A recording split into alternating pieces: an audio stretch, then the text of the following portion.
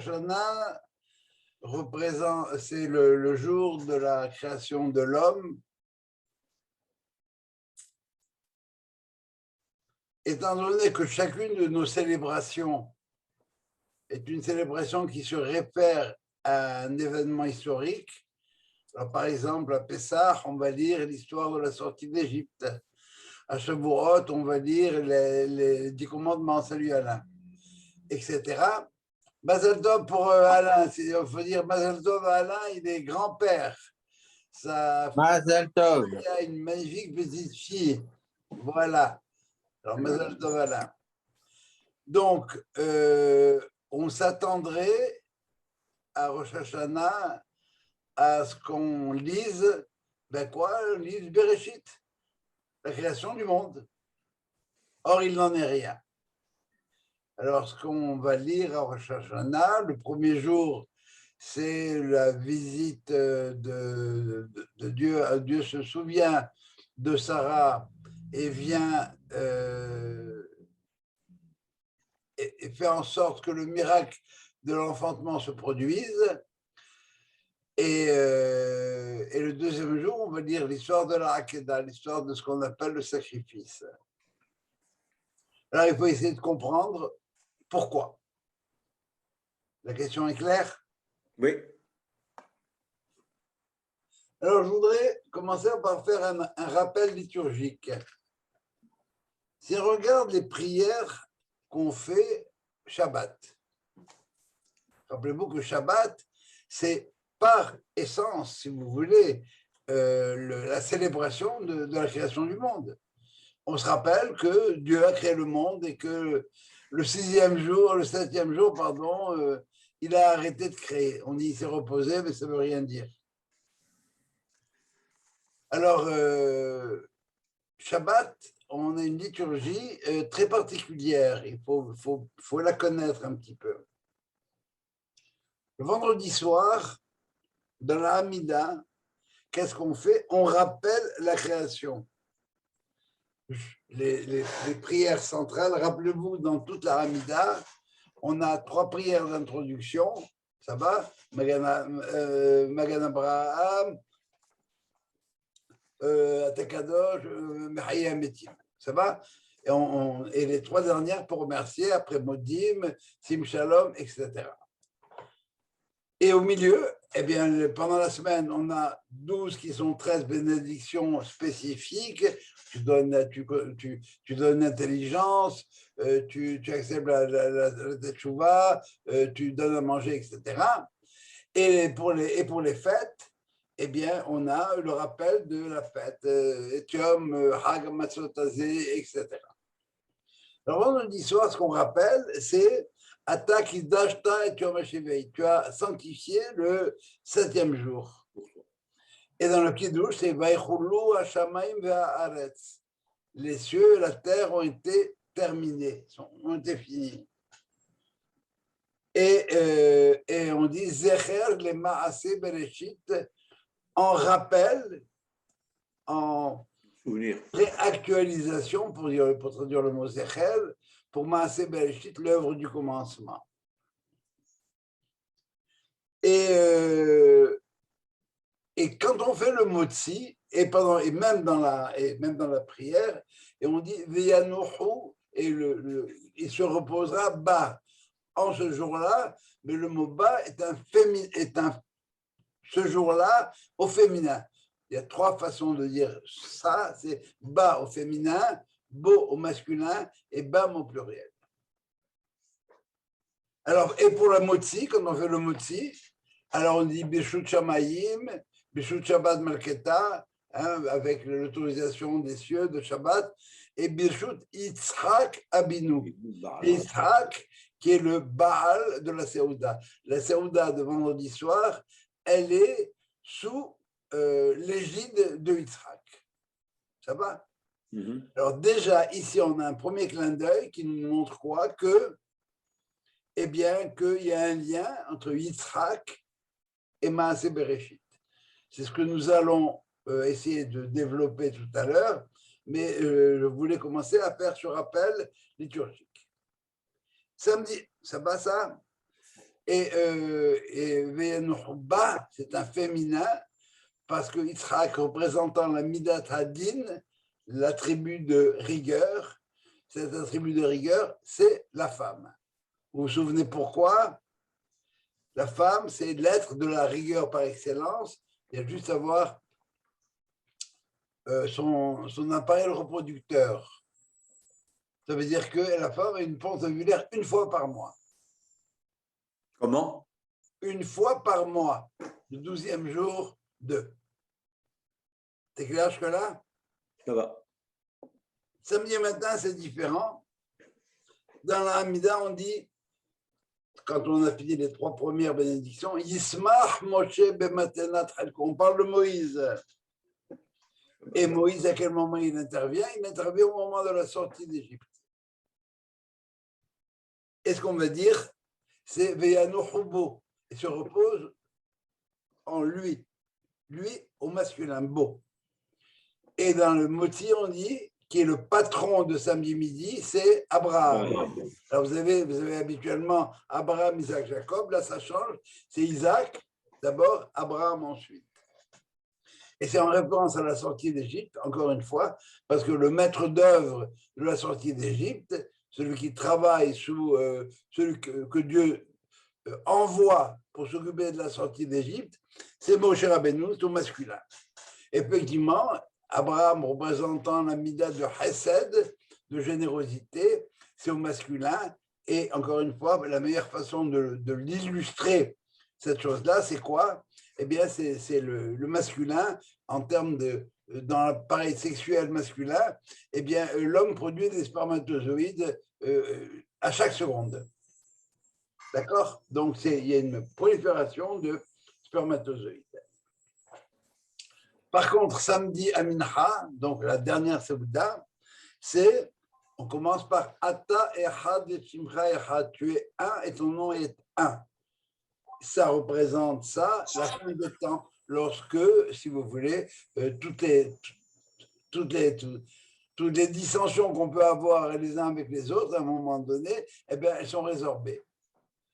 Et c'est représenté par Yaakov, qui représente la synthèse entre Abraham et Isaac. Et comme c'est une synthèse entre Din et Chesed, c'est Ve'anuhubbam. En se reposant ce jour-là, mais ce jour-là, c'est un pluriel. C'est clair que là, et ça c'est Yaakov. Et ça représente la mida de Rahamim, la miséricorde. C'est pour ça que Yaakov, il a plusieurs noms, il a 2 noms, et puis il a eu 2 femmes. Une pour le Hesed, une pour le Yud. Une pour le quoi, le dernier? Pour le Une dim, pour le dim. pour Okay. la rigueur. Alors, est-ce que vous avez entendu parler de l'étoile de Rosenzweig? L'étoile de la rédemption de Rosenzweig? Non. OK. Alors, Rosenzweig a étudié ces 3 dimensions-là, création, révélation et rédemption, de la manière suivante. Il a eu un génie pédagogique remarquable. Il faut que vous imaginer un triangle comme ça, avec en haut Dieu. Ça va? L'infini, le parfait. Et en bas, 2 créations. La création du monde, en bas à droite, le monde, et en bas à gauche, 3e sommet du triangle, l'homme. Alors c'est clair qu'entre Dieu et l'homme, il n'y a rien de commun. Dieu, c'est l'infini, et l'homme, c'est l'être, effectivement doté de liberté, mais limité quand même. Donc, il n'y a pas de lien entre l'un et l'autre. Il ne peut pas y avoir de lien entre Dieu et moi. Il n'y en a pas. Mais entre Dieu et le monde, non plus, il n'y en a pas. Pourquoi? Bien, pour les mêmes raisons. Sauf que le monde, c'est inanimé, si vous voulez. Le monde, c'est le monde comme tel, avec aucune liberté, avec les lois de la nature. Et qu'entre l'homme et le monde, eh bien, encore une fois, ça ne marche pas. Il y a juste à voir notre vie, comment elle fonctionne. on est tributaire de ce qui se passe dans le monde. Et je fais ça en raccourci maximum. C'est clair? Alors, on a ces trois pôles, Dieu, l'homme et le monde. Alors maintenant, ce qu'il fait Rosenzweig, c'est qu'après ce triangle-là, il en fait un autre. Et imaginez maintenant un Magen David. Ça va? Alors, le côté nord, c'est Dieu. En bas à gauche, l'homme, et à droite, le monde. Alors, entre Dieu et le monde, c'est quoi le rapport? Eh bien, c'est ce qu'il appellera création. D'accord? C'est Dieu, la relation entre le monde et Dieu, eh bien, c'est fait par le fait de création. Entre Dieu et l'homme, c'est quoi? C'est révélation. C'est le deuxième pôle du deuxième triangle. Comment est-ce que Dieu est en contact avec l'homme? Par la révélation. Il s'est révélé à l'homme. Et comment se fait on répare, si vous voulez, l'impossibilité, toute la problématique entre l'homme et le monde? Eh bien, c'est par la rédemption. Alors, c'est clair, Dieu, le monde, l'homme, création, révélation, rédemption. Ça va? Et comme ça, on boucle, c'est le génie pédagogique, c'est d'avoir mis ça, c'est tout un bouquin, hein, ça s'appelle Étoile de la rédemption. C'est ça, c'est de ça qu'on parlait tout à l'heure quand on a parlé des 3 moments de la prière. Vendredi soir, c'est création. Samedi midi, c'est révélation. Samedi après-midi, c'est rédemption. C'est clair jusque-là? Mais rédemption, ça veut dire demander le pardon, non? Non. Ça veut dire quoi, rédemption? La rédemption, c'est le Mashiach. Rédemption, rédimé, la rédemption. Il n'y a plus de problème. Le vaccin du Covid nous a apporté une forme de rédemption par rapport au. Okay. La rédemption, c'est la fin des temps. La rédemption finale, la der des der. Ok. C'est pas le pardon de... Non. Je ne vois pas avec quoi tu fais allusion. Rédemption, non. Je ne vois pas avec quel terme tu confonds. Non, Okay. la rédemption, c'est la libération. La fin des problèmes. Ok. Mais alors, pourquoi il y a la libération, la rédemption à la fin? Pourquoi c'est pas? Parce qu'on a un travail à faire pour y arriver. Ok. Pourquoi Dieu ne nous a pas créés jeunes, beaux, riches et parfaits? Parce qu'on n'aurait rien fait pour et où il le mérite. Right. Ça va? Mm-hmm. Alors, on voit ici, si vous voulez, un autre parallèle entre Israël et la création, d'une certaine manière. On le revoit dans ce schéma-là. Ça va? Création et révélation, ça va ensemble. Qui est-ce qui va s'occuper de faire la rédemption? Eh bien, ça va être celui qu'on attend, le Fils de l'homme, le Ben Adam. Donc, pardon, donc ça veut dire la rédemption, c'est la fin de l'histoire complète. Quoi. Il n'y a plus rien après. Oui. Il n'y a plus rien après. Non, après, il y aura la Maba. Non, je comprends. Pardon. Je comprends. Ça va? La rédemption, ce n'est pas la demande du pardon? L'attente du pardon? Non. Je ne vois pas avec quel mot on confond ici. Non, peut-être vous pouvez m'aider, mais je ne vois pas avec quel mot. Qu'est-ce qui vous fait dire que la rédemption? Parce que tu as dit le mot en anglais, tu as dit redeem. Je ne me souviens pas avoir dit ce mot-là. Tu n'as pas dit redeem? Je ne crois pas. Bon. Je n'ai pas entendu. Non, je ne pense pas qu'il ait dit non. Oui, j'ai un mot. Oui, c'est le sens chrétien. Vous êtes, Je n'entends pas, tu es mute, Joël. Pour moi, la rédemption est un terme chrétien. C'est l'arrivée du Voilà, c'est Christ ça. qui C'est donne la la rédemption. rédemption, Oh non, mais oui, bon, mais ils ont non, traduit mais dans le ça. sens de pardon, c'est le sens chrétien. C'est ça que je voulais juste dire.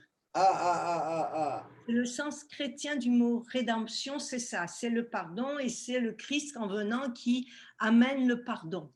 Et c'est le sens que ça a. C'est ça. Donnez-moi une seconde.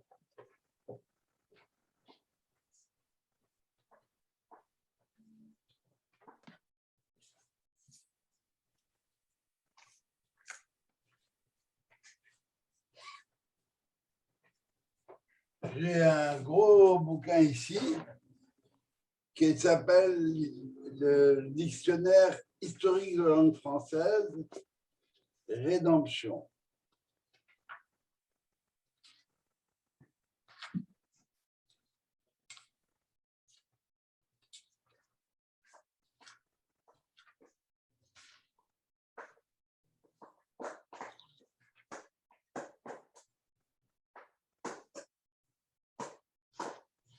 Alors,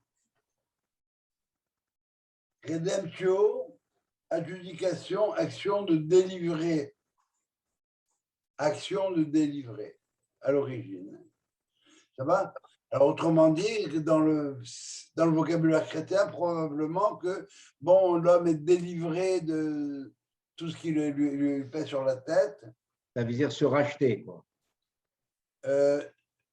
Il n'a plus de problème. Rédemption, il est délivré. Action de délivrer.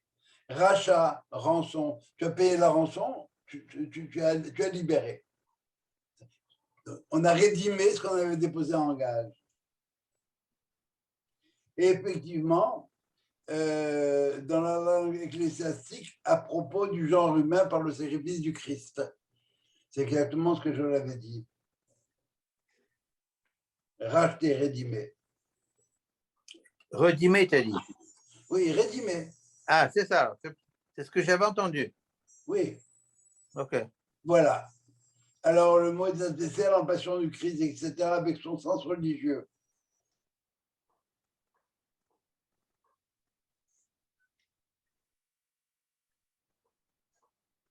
On parlait en même temps du rachat des prisonniers, etc. Ça va, ça? Donc, la rédemption, c'est action de délivrer. Délivrer quoi? Délivrer l'homme de ce qu'il avait à faire.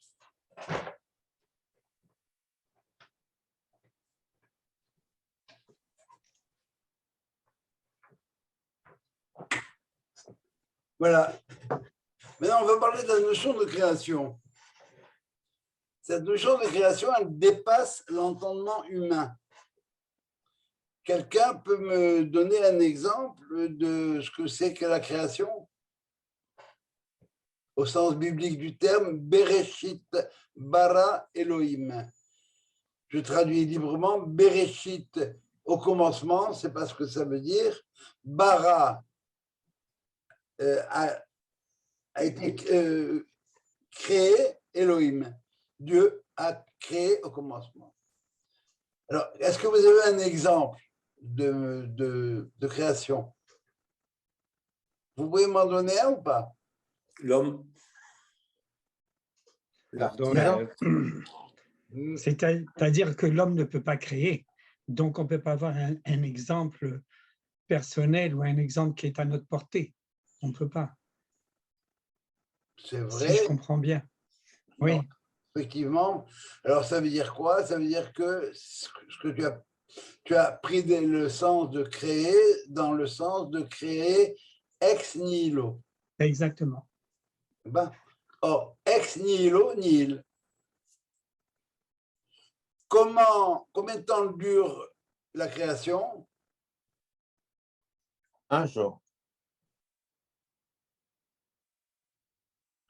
Elle dure l'instant de la création. Juste après, c'est plus la création. Il n'y avait pas, maintenant il y a. Bara. Bara, c'est mettre en dehors. Bara en arabe, dehors.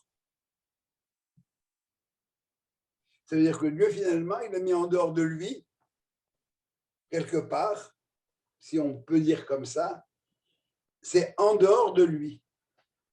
Lui, c'est l'infini, et il va créer quelque chose de cet infini-là. De l'infini, tu ne peux pas extraire une partie. Bon, mais lui, il a réussi.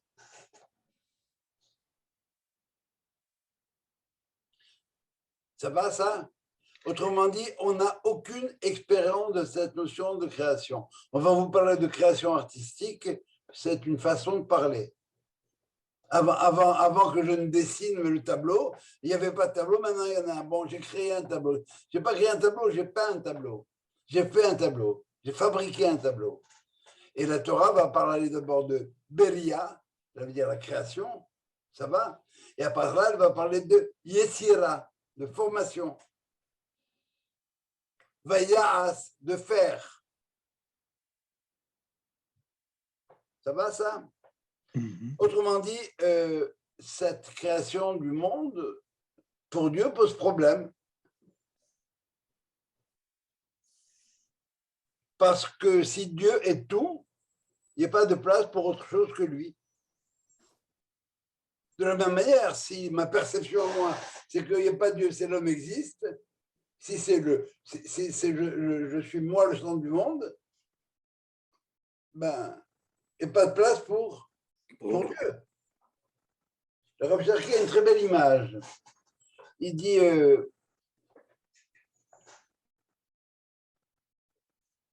dans les religions habituelles, Dieu est au centre du monde et il remplit l'espace. Et l'homme, il est quelque part. Pour les athées, Dieu est dehors. Et c'est l'homme qui est au centre. Pour nous, ben, il y a un dialogue. C'est ça, Dieu, l'homme, révélation. Les Mekoubalim disent que dans le monde du soleil, il n'y a pas de place pour une bougie. Mais effectivement, si Dieu c'est l'infini, si c'est dans le soleil à midi, avec ma bougie, j'avais l'air d'un zouave. Et c'est pour ça que les anges vont s'opposer à la création de l'homme, qui ne serait que mensonge et guerre, etc. Mais pour des raisons qui lui sont propres à lui, Dieu,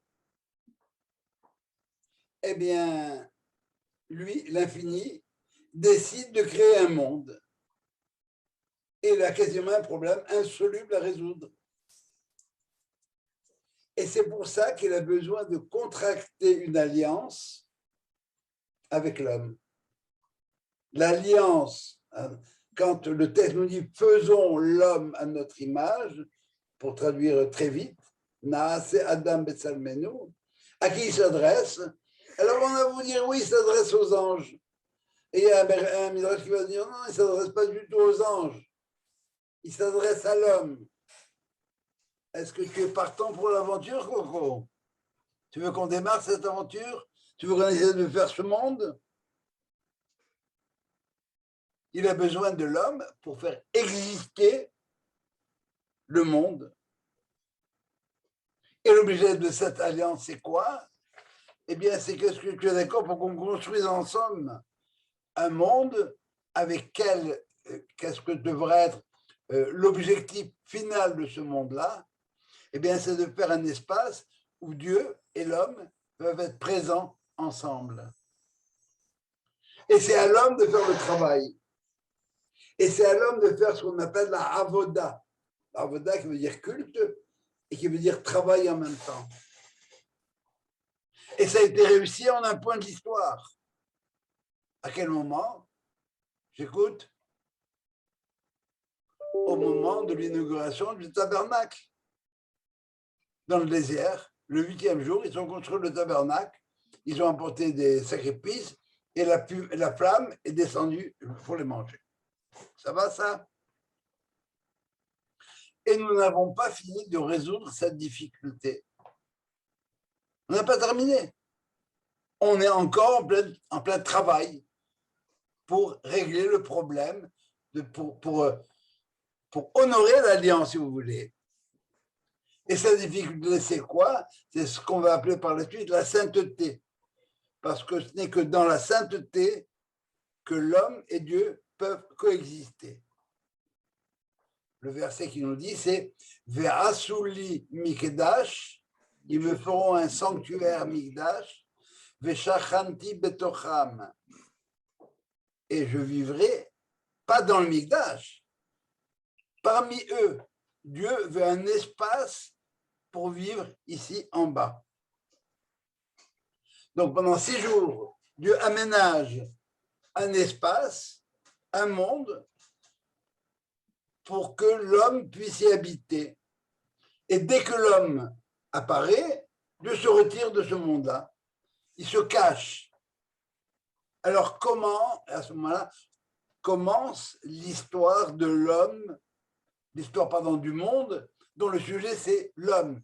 Pendant les 6 premiers jours, le sujet du monde, c'est Dieu.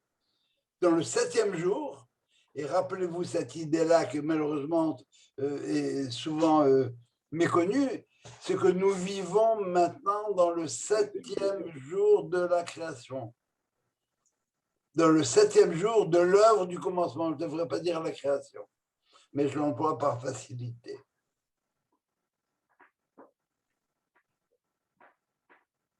Et c'est quoi ma tâche à moi maintenant? C'est quoi la tâche de l'homme pendant ce 7e jour? Eh bien, c'est de construire le Ben Adam, le fils de l'homme, qui vivrait dans un monde vrai. Parce qu'un monde sans Dieu, ce n'est pas un monde vrai. De la même manière qu'un monde sans l'homme, c'est pas un monde vrai. Eh bien, la meilleure preuve, c'est que Dieu a décidé de le créer, ce monde-là. Alors, dans le monde d'en haut, Dieu s'ennuie. Alors, il crée le monde d'en bas. Mais dans le monde d'en bas, il y a le mal. Donc, on sent cette impossibilité au départ de vouloir créer cette chose-là. Et maintenant qu'il l'a créé, il faut justifier ce monde qui a été créé. Je termine l'analyse précédente. 6 jours, monde de Dieu. 7e jour, monde de l'homme. 8e jour, qu'on attend, c'est le monde messianique et le monde où il y a à la fois l'homme et Dieu. Coexistence, cohabitation. Et encore une fois, ça a marché sur un point d'espace et par la suite, ça a marché pendant tout le temps que le temple a duré. Pendant le premier temple, le miracle était quotidien. On voyait les flammes monter, venir dévorer, etc. Alors, par conséquent, ce pari de Dieu et de l'homme doit être justifié. Et doit être justifié de quelle manière? En toute rigueur, au niveau de la Midat Hadin. Et ça va se faire à travers quoi? Ça va se faire à travers les engendrements, les toladot. C'est la phrase qu'on retrouve au verset 4 du 2e chapitre. Ele toldot hashamayim ve'haaretz. Alors écoutez bien le mot. Ele toldot. Voici les engendrements, les débuts des engendrements. Autrement dit, c'est en même temps l'histoire, le mot toldot et le mot histoire, c'est le même mot en hébreu. En hébreu biblique, il n'y a pas de mot pour dire histoire. C'est les toladot. Parce qu'il n'y a d'histoire pour la Torah que l'histoire des engendrements. La Torah ne nous parle pas de ce qu'on mangeait à l'époque d'un tel ou un tel. La Torah nous parle de un tel a enfanté un tel a enfanté un tel. La question, c'est comment ça va? Et les toldot hashamayim ve'haaretz, voici l'histoire des engendrements du ciel et de la terre. Beyom Hasot Hashem Elohim. Et c'est la première fois que le mot Hashem va arriver. Jusque-là, c'était Elohim, l'impersonnel, Dieu de la nature, la rigueur, mais en même temps, maintenant, il y a Hashem. Parce que s'il y avait juste la Midat Hadin, à la première pause, on serait balayé de la surface du monde. Ça va jusque-là? Et c'est écrit Behi Baream, en ce qu'ils ont été créés. Pas lorsque Dieu les a créés, non. Behi Baream, en ce que eux, ils ont été créés. Et le sujet, c'est l'homme, c'est le monde, c'est plus Dieu. Et les rabbins voient là-dedans, dans le Behi Baream, le même racine que le mot Abraham. Pourquoi? Parce que c'est Abraham qui commence à prendre en charge le monde. C'est lui. Et par conséquent, quand est-ce que pour la tradition, les Toradot commencent? Eh bien, en général, dans les parachiotes, on prend le premier mot de la paracha ou le deuxième. Alors, dans la paracha, on a, pour Noé, c'est Ele Toldot, écoutez bien le mot Toldot, les engendrements de Noah. La paracha ne s'appelle pas Toldot, elle s'appelle Noah. Pourquoi? Parce que Noah, il n'a rien engendré. Il a dupliqué, il a duplicaté. Il a fait un autre Noah. Il y avait une machine à photocopier. Bon, mais si je reproduis la même chose que moi, le monde n'avance pas tellement. Le monde va avancer si Abraham, qui est l'homme de la rigueur, pardon, du chesed, de l'amour, va engendrer quelqu'un d'autre. Et Isaac, lui, va engendrer quelqu'un d'autre. Et c'est ce quelqu'un d'autre qui va s'appeler Jacob comme tel. Donc l'histoire n'évolue que par les engendrements. C'est ça? Il n'y a 10, non, pas elle n'évolue. Une histoire n'est créée que pour. Enfin, tu as raison, tu as raison. L'alliance n'évolue dans le sens de la réussite de cette alliance qu'à travers les engendrements. Ça va, ça? Ouais, bah, ça rejoint la théorie de l'évolution. C'est-à-dire avec la procréation et les engendrements et tout ça, il y a une évolution qui se fait. Donc ça rejoint à ce moment-là, il me semble. Cette évolution dont tu parles, c'est une évolution qui ne concerne que la dimension physique, physiologique. Et on ne parle pas du tout de morale là-dedans. C'est vrai. Or, ce dont la Torah s'intéresse, c'est pas à fabriquer des êtres plus forts ou bien qui résistent plus, etc. Non, c'est faire des êtres qui se rapprochent d'un idéal moral, qui prennent en charge le fait que, ça va? Alors maintenant, on a expliqué, si vous voulez, pour le monde, hein, en quoi cette création du monde est une impossibilité au départ. Et qu'il a fallu le fiat-lux de Dieu, le Dieu qui tape sur la table, et qui dit, de toute façon, vous pouvez discuter, vous les anges, si je le crée ou pas, je l'ai créé. N'oublions pas que l'homme a été créé, que le monde a été créé que pour l'homme. Hein. C'est pas Dieu, un beau jour, il s'ennuie, il fait un beau jardin, il dit, bon, on va mettre un animal humain dedans. Pas du tout. L'objectif, c'était l'animal humain, c'est l'homme. Et ce qu'on crée, c'est tout l'environnement qui lui est nécessaire. D'accord? Alors maintenant, on a expliqué pour le monde. Comment est-ce qu'on pourra expliquer pour l'homme, pour Isaac? Bien, il y a une telle prodigalité de la naissance d'un enfant qu'on ne voit plus le miracle qui l'accompagne. On va bien ouvrir nos oreilles. On ne perçoit le miracle de l'enfantement que lorsqu'on a une femme stérile. Elle ne peut pas avoir d'enfant. Vous vous rappelez du Petit Prince? Il est arrivé dans une planète où il y avait une seule rose. Tu parles qu'il lui a donné sa valeur à cette rose-là, hein? Ce qu'on appelle en économie la valeur marginale. Il ne reste qu'un exemplaire. Attention, il ne reste qu'un exemplaire de ça et il va se vendre dans des millions de dollars. Alors, ce thème-là de l'impossibilité de la naissance d'un enfant, c'est clair cette idée. Hein? Il n'y avait pas d'enfant, il y a. Bon, alors j'ai l'habitude. Tu vas au Dieu, oui, et puis l'étage de la maternité, tu vas voir ça, en voilà. Je ne perçois plus ce qu'il y a derrière tout ça. Eh bien, la Torah nous raconte dans la paracha l'histoire d'Isaac, comme telle, et si on n'a pas compris, elle nous le raconte dans l'Haftara du premier jour. C'est quoi la paracha l'after du premier jour? C'est qui va servir de modèle à la prière, soit dit en passant. C'est la prière de Hannah. Hannah va voir le prêtre et dit hey, je passe mon temps à prier. À tel point qu'il pense qu'elle est saoule, qu'elle est pactée. Elle n'est pas pactée, elle prie, elle lui dit. Et on donne comme modèle de la prière, on tire les lois de la prière de cette haftara-là, de ce passage avec Hannah. Elle ne peut pas avoir d'enfant.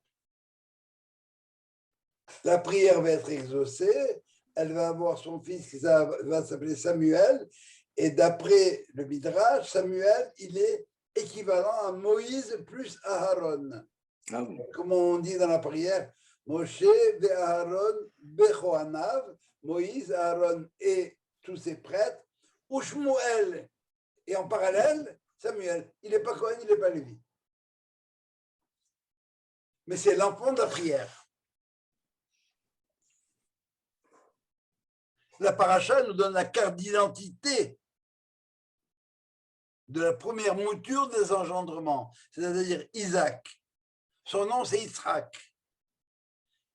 Et si on regarde bien le monde de Yitzhak, ça veut dire quoi? On peut le décomposer de deux façons. On a dedans le mot Hay et le mot Ketz. Hay, c'est la vie, et Ketz, c'est l'aboutissement. Il y a et il n'y a pas. Vous imaginez le mouvement oscillatoire. Hein? Qu'est-ce que c'est qu'une onde comme ça? Ben c'est il y a et il n'y a pas, il y a et il n'y a pas, il y a et il n'y a pas. Le cœur. Oui, si on veut.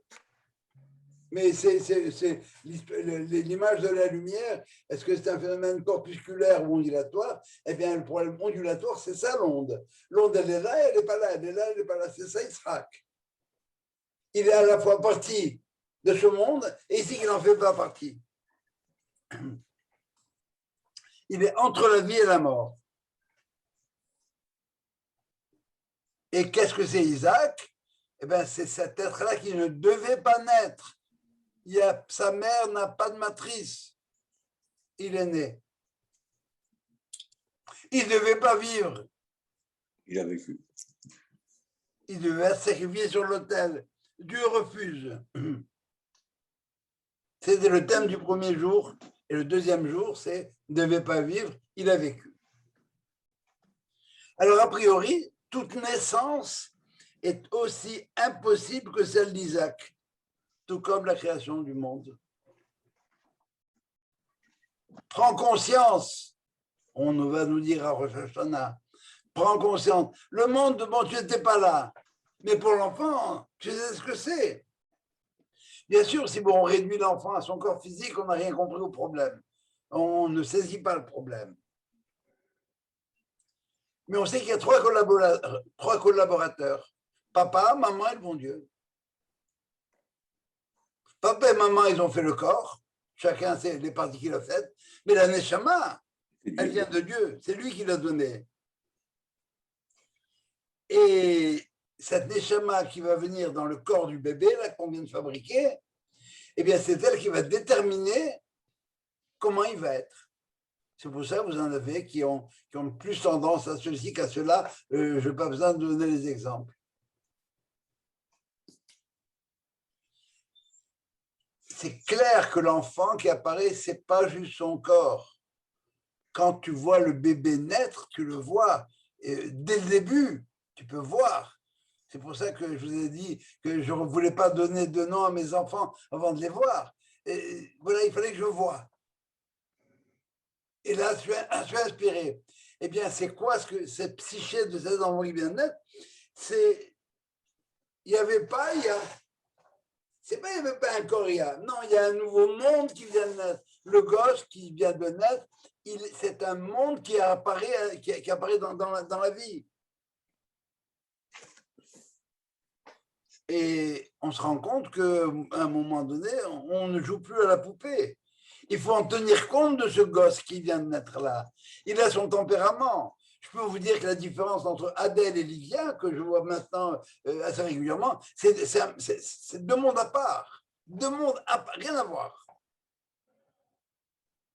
On voit bien que c'est un nouveau monde qui vient d'être créé. Et quand ils viennent naître, ils se fichent éperdument de ce qu'il y avait avant. Alors, j'espère qu'on commence à toucher du doigt le lien d'impossibilité qui existe, le parallèle d'impossibilité qui existe a priori entre la création du monde et la création de l'enfant, la création de l'homme.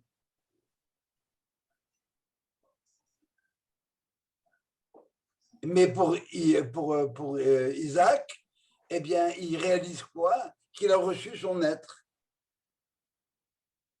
Il a reçu gratuitement. Mais cet être reçu gratuitement, eh bien, il faut le mériter.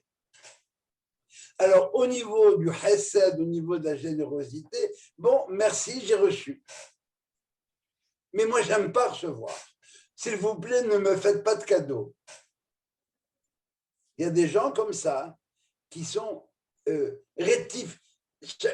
Bon, on connaît plein de gens, plein de monde qui détestent recevoir des cadeaux. Moi, je connais qui adorent les recevoir, hein, aussi. Mais il y en a qui, personnellement, quand on me fait un cadeau, je suis gêné. Quelque part, je suis gêné. Et je me demande toujours comment le rendre. Comment je peux faire pour... Et quand je dis un cadeau, ce n'est pas nécessairement une cartouche de cigarette, Marco. Hein, ça peut être n'importe quoi d'autre. On me fait le cadeau d'une amitié, on me fait le cadeau de me donner un conseil, de me dire quelque chose. Une preuve d'amitié, c'est des cadeaux, ça. Mais comment je rends ça? Comment, moi, l'homme, Abraham, c'était le chesed, la générosité par excellence. Je donne, que tu mérites ou pas, je donne à tout le monde, je pardonne à Hitler, mais au niveau du din, au niveau de la rigueur, je ne pardonne même pas que tu ne te sois pas arrêté au stop. Je ne pardonne même pas que tu aies brûlé le feu rouge. Alors, au niveau de cette stricteté, et vous avez des êtres comme ça, hyper stricts, on ne déroge pas, comment je fais pour mériter l'être que tu m'as donné? Eh bien, il faut que je sois capable de le rendre. Et c'est ça, toute l'histoire de ce qu'on appelle le sacrifice. Pour mériter son être, en toute rigueur, en toute stricteté, je suis prêt à rendre l'être comme tel.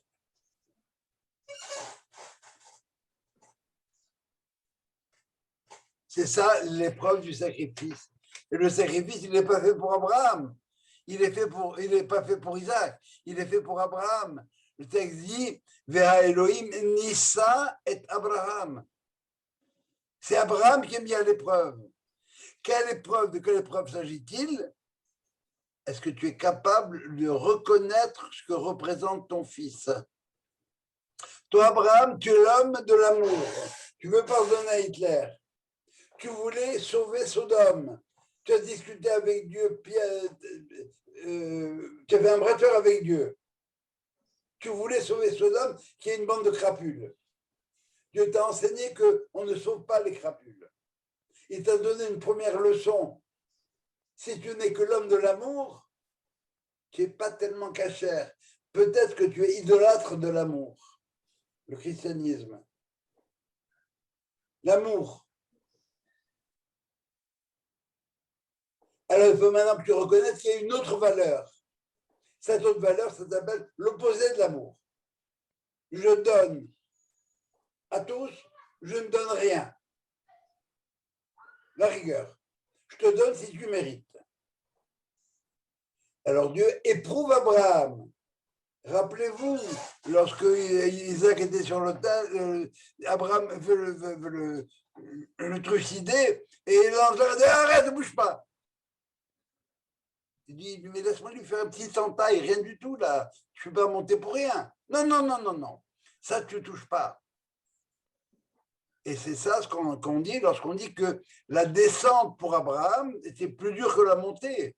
Il est monté en sifflotant, ah, je vais faire le plus beau cadeau qui soit à Dieu. Et Dieu lui dit non, des cadeaux comme ça, je n'en veux pas.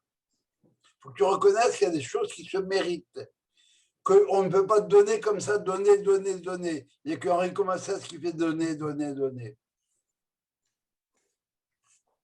Et Isaac, lui, ce n'est pas un problème pour lui. Il est prêt à tout donner pour mériter, jusqu'à sa mort.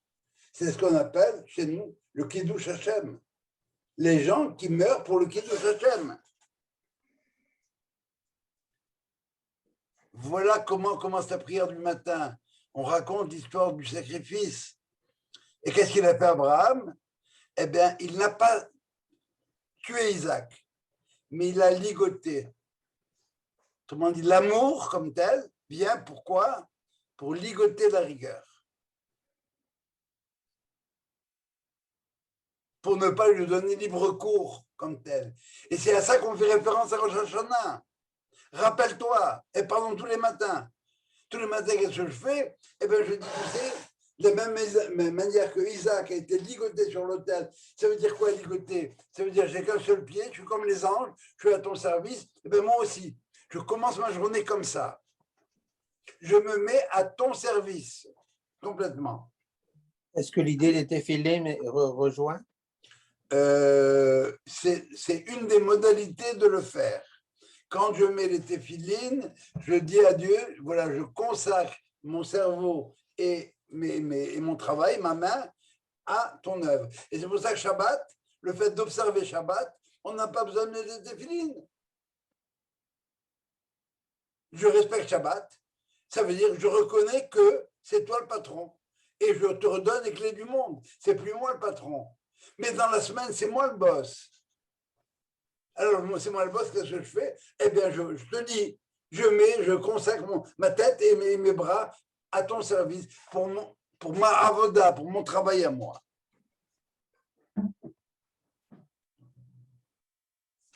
Et c'est ça ce qu'on réclame à travers le chauffard.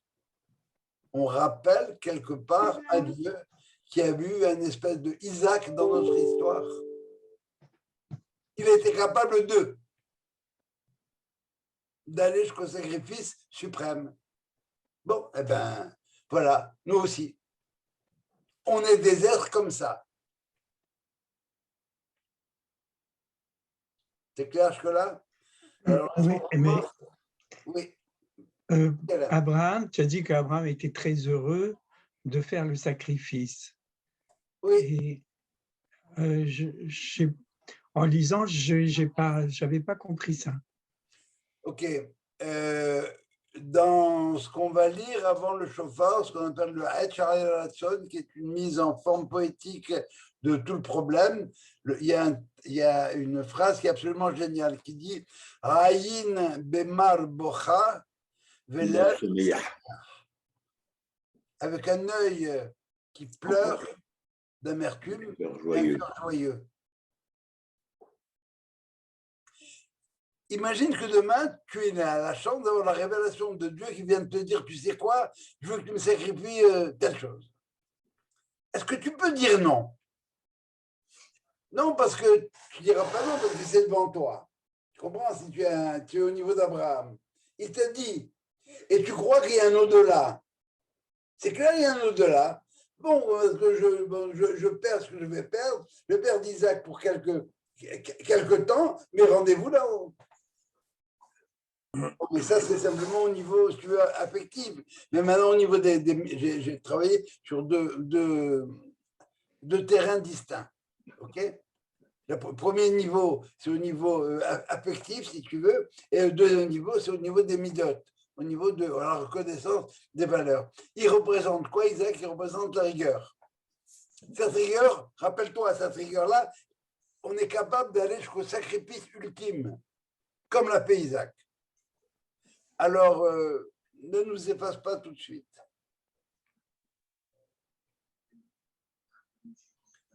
Et maintenant que j'ai posé la question, pourquoi on raconte pas l'histoire d'Isaac, pardon, de la création du monde, mais Isaac, vous pourriez me dire, et pourquoi on ne commence pas avec Abraham?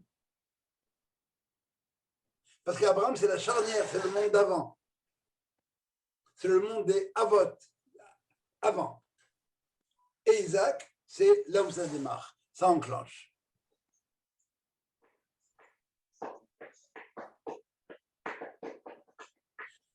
Alors, ce que je voudrais dire maintenant, c'est que cette notion de rigueur dont on parle, on s'est posé la question qu'il ne faut pas se poser, mais on la pose quand même.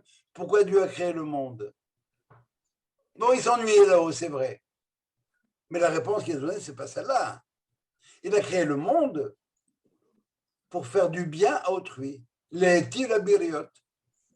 Moi, j'ai aimé vivre. C'est vrai qu'il y avait des problèmes. Mais j'ai aimé vivre. Donc, je fais un gosse. Pour que lui aussi puisse jouir de la vie.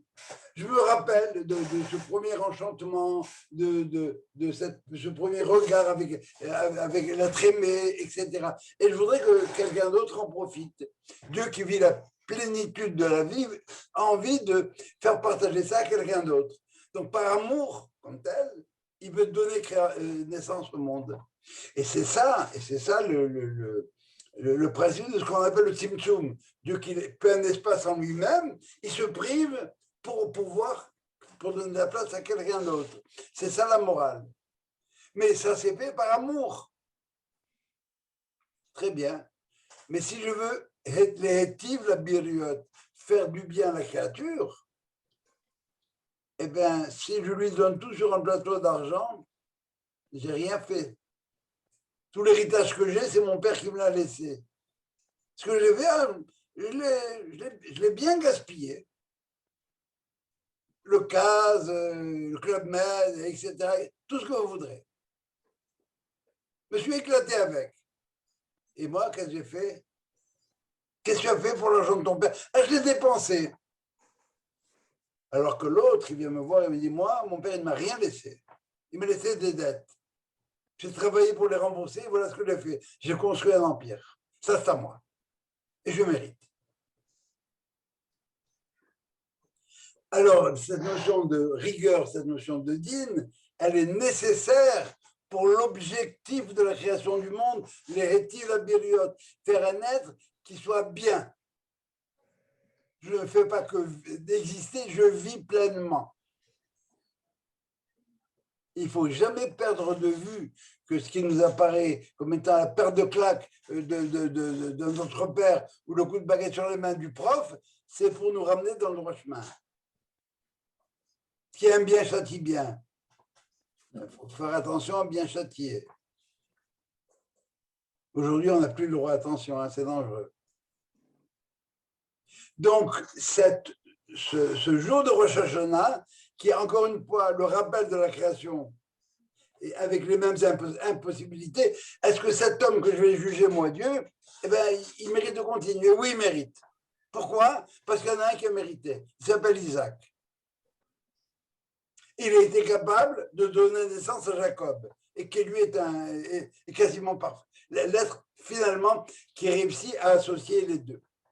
Ce que je n'ai pas dit tout à l'heure, c'est que si Abraham n'avait pas été d'accord pour le sacrifice, ça aurait été un idolâtre. Il aurait été, son idole, ça aurait été le chesed, l'amour, christianisme d'aujourd'hui. Théorique, hein, parce que dans la pratique, je ne vous parlerai pas des croisades. Et par conséquent, pour prouver qu'Abraham est vraiment l'homme qui n'est pas idolâtre, il faut qu'il fasse la preuve qu'il n'est pas décalé, qu'il n'est pas étranger à ce qu'on appelle l'unité des valeurs. Les deux valeurs principales, justice et charité, amour et justice, eh bien, Abraham les réalise au sommet du mont Moria. Il accepte de reconnaître finalement qui est Isaac. Il accepte finalement de reconnaître que le Rahabim, la miséricorde, fasse partie du monde. Vous vous rappelez de Jonas? Il ne voulait pas. Il ne voulait pas. Il ne voulait pas que Ninive fasse teshuva. Pourquoi? Il y a une faute, il faut que tu payes. Et en acceptant de reconnaître la valeur opposée à la sienne, Abraham prouve qu'il est il n'est pas étranger, qu'il est dans ce qu'on appellera l'unité des valeurs. Ça va jusque-là? Question? Alors voilà comment on va terminer, si vous voulez bien, par un enseignement.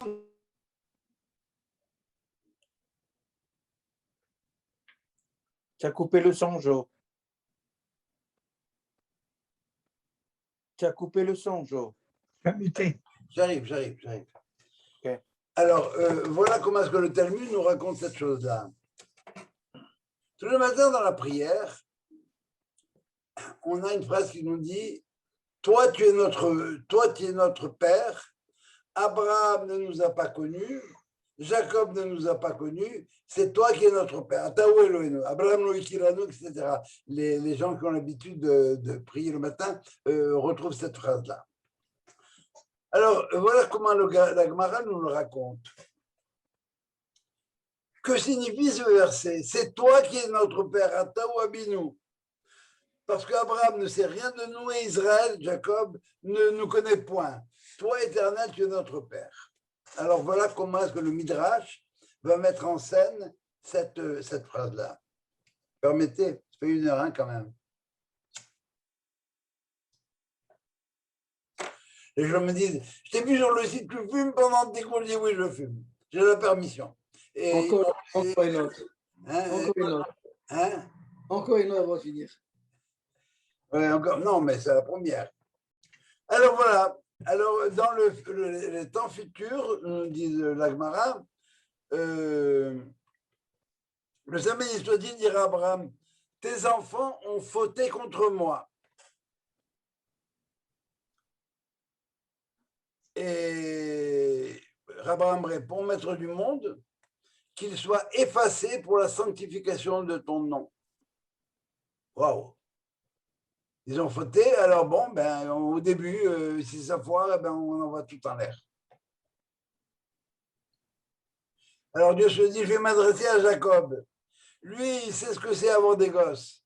Et Tsahal Gidoul Banim, il connaît bien. Peut-être qu'il va invoquer la miséricorde pour moi, pour mes enfants. Et j'ai raison. Tes fils ont fauté, dit Dieu à Jacob, qui répond qu'ils disparaissent pour la sanctification de ton nom. Alors Dieu qui se gratte la tête, qui dit la raison n'est pas chez les anciens, Abraham, ni le conseil chez les jeunes, Jacob le dernier. Alors il va voir Yitzhak et il lui dit, tes fils ont fauté devant moi. Répond de Isaac, Libono shel olam, maître du monde. Mes enfants à moi, Isaac, et pas tes enfants. Est-ce que tu aurais par hasard, mon Dieu, est-ce que vous auriez la mémoire courte? Lorsqu'ils ont dit Naase Benishma, tu les as appelés mes enfants, Beni Bechol Israël, et maintenant, ce sont mes enfants et pas tes enfants. Il y a un problème. Bon, tu sais quoi? On va admettre que ce sont mes enfants, ok? Alors, on va discuter. Quelle est la durée de vie d'un homme? Ben, 70 années, hein? C'est bon. Tu enlèves les 20 premières années pendant lesquelles l'homme n'est pas jugé. Jusqu'à l'âge de 20 ans, on commence à être jugé. Vraiment, à l'âge de... tu ne punis pas. Voilà, tu es jugé, mais tu ne punis pas. Il reste 50 ans, n'est-ce pas? On enlève 25 années de nuit. Moitié du temps, je ne peux pas faire des fautes pendant la nuit. Enfin, à l'époque, on ne pouvait pas. Et il reste quoi? Ben, il en reste 25. Tu enlèves de ces 25 ans 12 années et demie pour manger, boire, prier, faire ses besoins. Il reste 12 années et demie. De quoi tu parles? On partait de 70. Vous avez appris le marchandage. Hein? Il est dans la Torah ici. Alors voilà, c'est pas compliqué. Il reste 12 ans et demi. Si tu les veux, tu les prends sur ton compte. Sinon, on fait ça 50-50. Et si tu considères que moi, je dois me taper les 25 années, je les accepte. Tu as devant toi ma vie en holocauste. Les cendres du bélier qui a été tué à ma place, elles sont encore devant toi. Et par conséquent, les Bnei Israël ont commencé à dire à Isaac, c'est toi notre père. Abraham nous a jetés. Jacob nous a jetés. C'est toi notre père. Et qu'est-ce qu'il leur répond, Isaac? Avant de m'adresser des louanges à moi, adressez-les au Saint béni soit-il.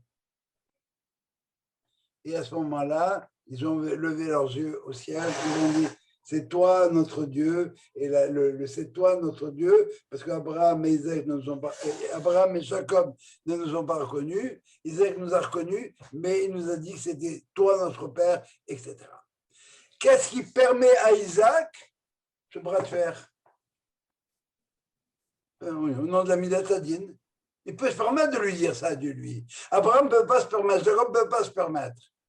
Ils n'ont pas posé le geste comme tel où ils étaient prêts à aller. Tu veux parler de quoi, bon Dieu? Tu veux parler de rigueur, tu veux parler de justice? Alors on va parler en justice. Tu ne peux pas arriver et dire ils ont voté comme ça. Et tu oublies tout le reste.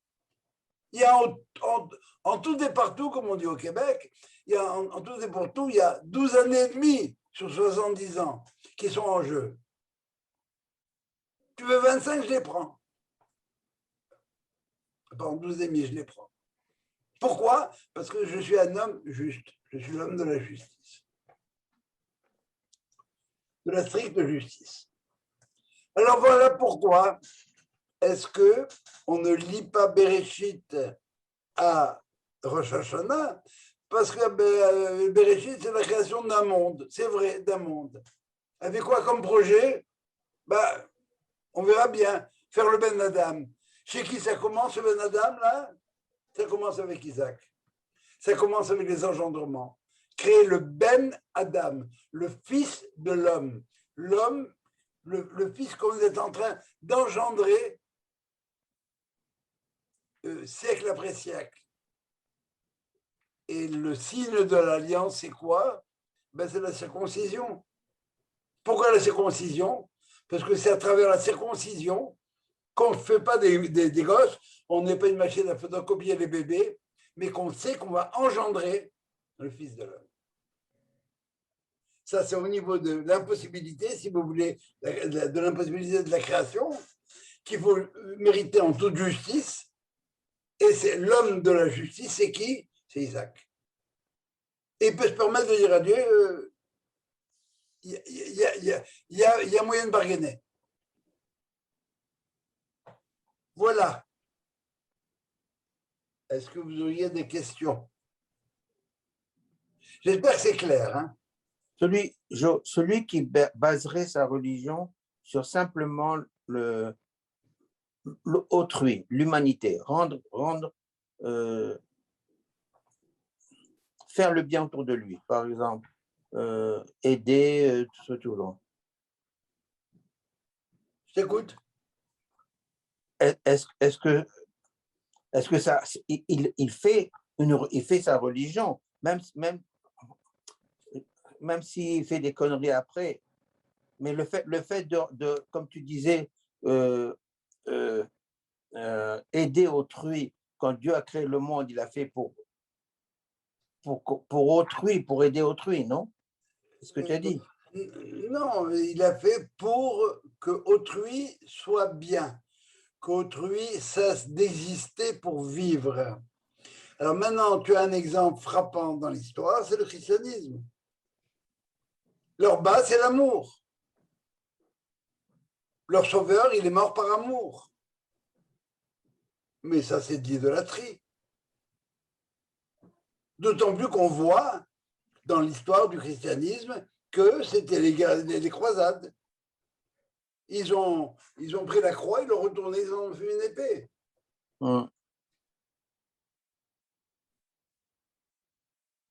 Ça, c'est un thème que Manitou développe souvent, c'est de dire que l'homme prend pour vertu, prend pour valeur la vertu qui lui manque. Ésaü, c'est l'homme de l'épée. Tu vivras à la pointe de ton épée. Alors, il prend comme religion le contraire, l'amour. L'islam, c'est Ishmaël. Ishmaël, c'est quoi? C'est un Abraham qui est coupé de l'unité des valeurs. C'est un Abraham, à la limite, qui ne reconnaît pas, quelque part, Midat Hadin.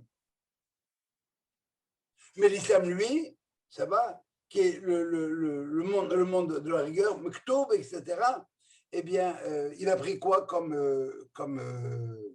religion? La rigueur, din. Et on voit ce qu'ils en font de leur religion, de leur religion. Ils tuent. Ouais. Ça veut dire quoi? C'est bien bon de vouloir faire le bien. Bien sûr, il faut vouloir faire le bien. Mais c'est quoi la définition du bien et du mal? Eh bien, ça va dépendre de qu'est-ce qu'on pose comme étant à l'origine des valeurs. C'est quoi l'origine des valeurs? Si les valeurs proviennent de l'homme, aussi génial soit-il,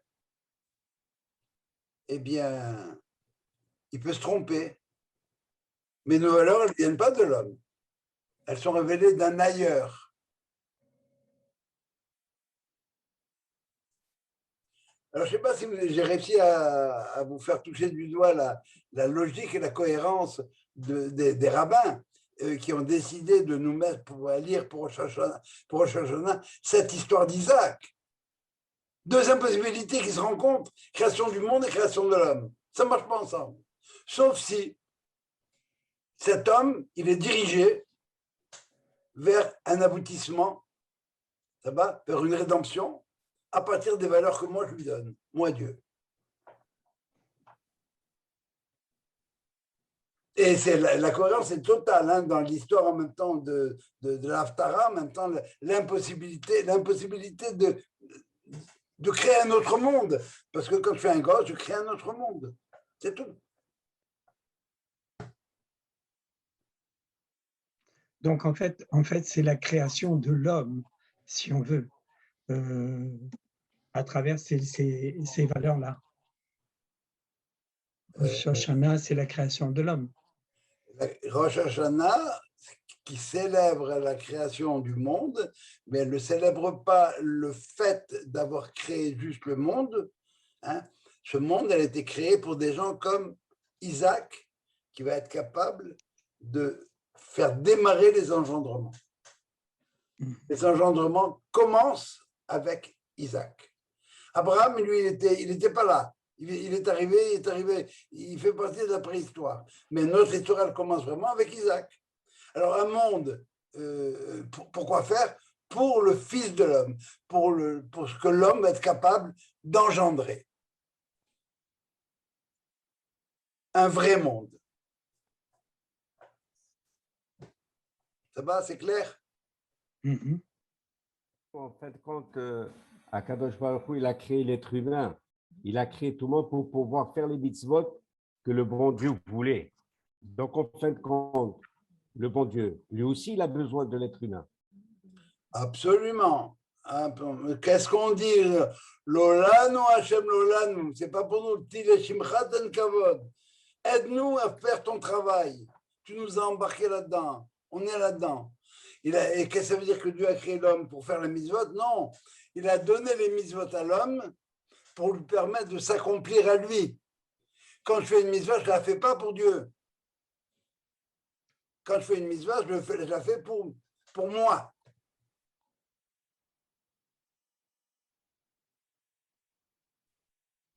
Je vous prends encore 5 minutes. On a eu la semaine dernière une mitzvah épouvantable. La mitzvah de renvoyer la mère si je trouve un nid d'oiseau et que la mère est en train d'être par-dessus ses enfants. Je n'ai pas le droit de prendre à la fois la mère et les enfants pour faire une omelette aux oiseaux. La mitzvah de Kal Tzipor. C'est ça. Il faut que je renvoie la mère.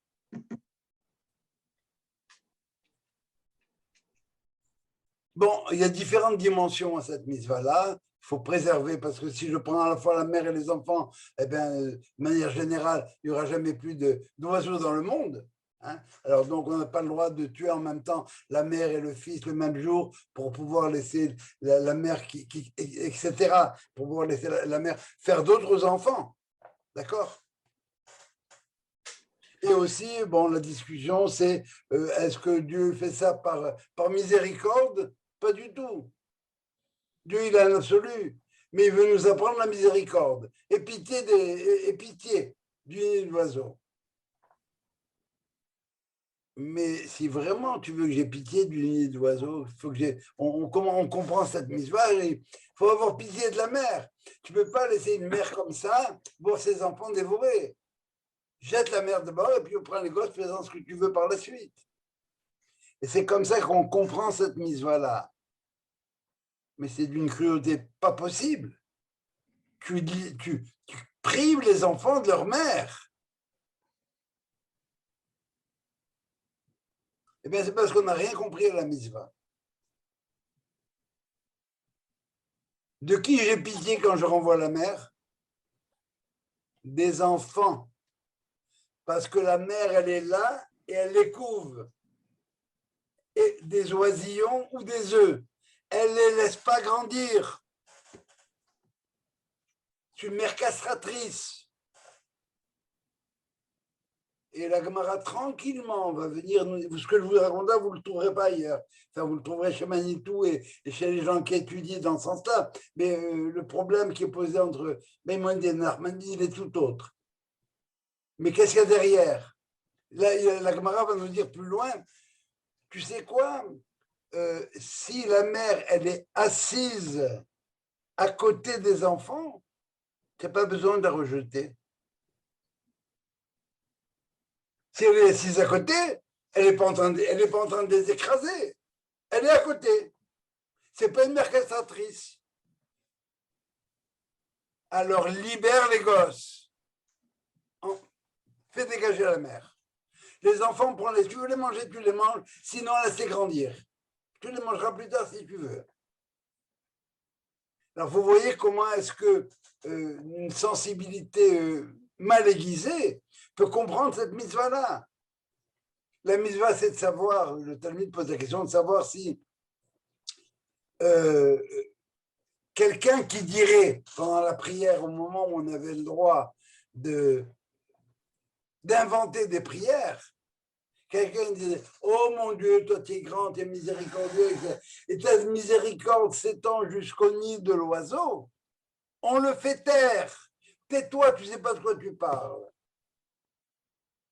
Pourquoi, nous dit la Gemara? Parce qu'il y en a un qui dit parce que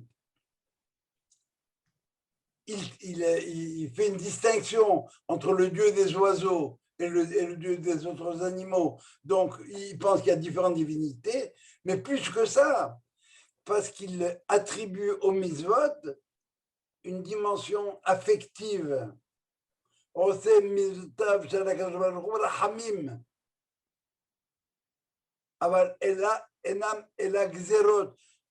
Dieu, c'est mitzvot, c'est par rapport à un absolu.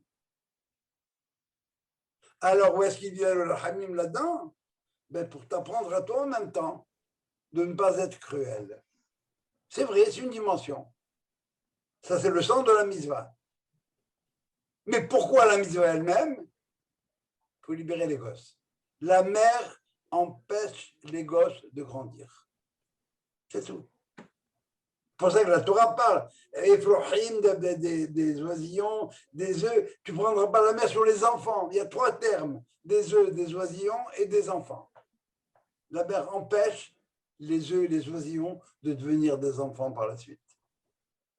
Jette la mère, libère les gosses. Une mère comme ça, on n'en veut pas. Voilà. Donc, les mitzvot pour toi, Marco, ce que tu m'as demandé, ce que tu as dit, et les mitzvot, ce n'est pas pour faire des mitzvot pour Dieu. Le mitzvot, Dieu, s'il a besoin de mitzvot, Dieu, il a besoin de quelque chose. Pas du tout. Il a besoin, il me dit, qu'est-ce qu'il faut que je fasse? Le docteur, il m'a dit l'autre fois, il faut que tu prennes du réduction, tu manques de vitamine C. Prends du réduction. Oui, Il mais a on dit est là, à moi. oui, on est là quand même pour les faire. Il a besoin de quelqu'un pour les faire. Non, il a besoin de quelqu'un pour, à travers les mitzvot qu'il nous donne, à travers toute la posologie qu'il m'a donnée, que je sois suffisamment fort pour pouvoir atteindre l'objectif de créer le Ben Adam, de créer l'homme. Ça va, les mitzvot sont faites pour me parfaire à moi. Et si moi, je suis parfait, si j'arrive à me parfaire, me perfectionner et atteindre le prototype de ce que Dieu attend, c'est-à-dire le Ben Adam, l'homme accompli, alors là, lui pourra venir et vivre avec moi. Parce que pour l'instant, je ne peux pas le recevoir, je ne suis pas prêt. Et il ne peut pas vivre dans le monde tel que ça va. Joe, Oui. je veux t'expliquer sur l'idée de quand tu fais ce geste, ta vie va prolonger. Et en partant, la mer, elle crie. À ce moment-là, les portes du ciel qui est ouvert au moment qu'Israël fait ses prières, leur prière passe à travers cette ouverture que la mer a créée. Veux-tu expliquer un petit peu sur ça? La question de savoir est posée de la manière suivante. Est-ce que si je rentre dans mon chemin, je tombe sur un nid d'oiseaux? Est-ce que je dois nécessairement prendre la mer et la rejeter? Ou bien je peux passer mon chemin et ignorer le nid? Tu as deux façons de répondre à cette question-là. Certains te disent que tu peux passer ton chemin et ignorer. Si tu ne veux pas prendre les oisillons et les œufs, pas-t'en. Les Mekoubalim me disent non, il faut que tu le fasses. Pourquoi? Parce que la mer va souffrir, elle va aller voir l'ange qui s'occupe des mers qui s'ouvrent, l'ange l'ange de la miséricorde, ça va? J'ai pitié de moi, et à ce moment-là, les portes de la miséricorde vont s'ouvrir, et elles vont m'atteindre à moi, l'homme, qui a accompli la mitzvah. Et par conséquent, c'est pour ça que cette mitzvah-là, qui est la mitzvah la plus simple à faire, c'est une des deux seules où on nous dit, c'est quoi la récompense? Tu vivras longtemps. Bon, tu vivras longtemps, ça veut dire que l'espèce ne va pas disparaître, c'est vrai. Et la deuxième mitzvah pour laquelle on me dit que mes jours vont se prolonger, c'est la mitzvah de Kiboud Avaim, le respect des parents. Vous avez les deux extrêmes de la difficulté des mitzvot. La mitzvah la plus simple à accomplir, c'est celle-là. Renvoie la mer. Mais pas de problème, c'est facile. Et la mitzvah la plus difficile à accomplir, c'est Kiboud Avaim. Autrement dit, dans l'échelle des mitzvot, en fonction de la difficulté qu'on a à l'accomplir, cette échelle de mitzvot-là, eh bien, ça couvre de la plus simple à la plus compliquée. Tu vas avoir une récompense, mais pas tout de suite, pas dans ce monde-ci, un peu plus tard. Tu auras des bénéfices dans ce monde-ci, c'est clair, mais le capital de tes intérêts, il est réservé dans l'autre monde, après la rédemption. Bravo. Voilà. Très bien, Hazak. merci beaucoup. Hazak, Très bien. Oumarou. Bonne nuit. Zach. Bonjour. Bye. Bye-bye.